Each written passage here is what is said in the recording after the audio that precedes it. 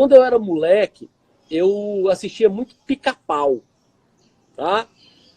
E tinha um episódio do Pica-Pau que era o episódio do Will Be Bigger. Will Be Bigger. Will Be Bigger. Já assistiram desse episódio? Como que era? O que era esse episódio? Esse episódio era o seguinte. O Pica-Pau vinha caminhando no pé de pano. Ele vinha caminhando no pé de pano na estrada, no interior. Andando. Lá longe tinha uma casinha. Quando ele tá passando na estrada assim, lá da casinha vem saindo um cara correndo. Um cara correndo, vem e atropela o Pica-Pau com o pé de pano e derruba os dois. Nossa.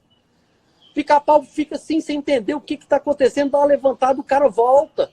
E fala assim, olha, você me desculpa. Tá vendo aquela casa lá? Aquela casa ela é minha. Mas ela está assombrada. Ela está assombrada pelo fantasma do Will Be Bigger. Will Be Bigger.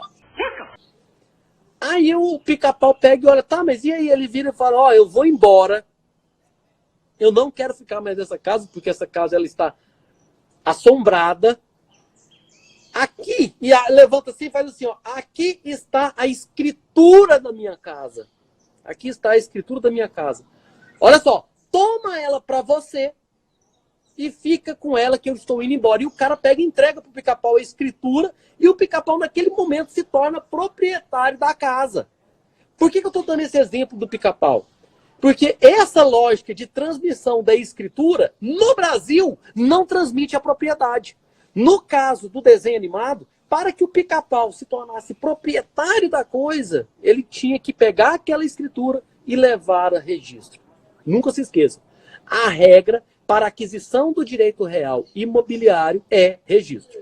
Para você se tornar dono da coisa, você tem que ter o registro do título. Tem que ter o título e o registro. Tem que ter a figurinha e essa figurinha tem que ser levada, tem que ser colada, tem que ser fixada no álbum de fotografia, que no caso é o registro imobiliário. Tá bom?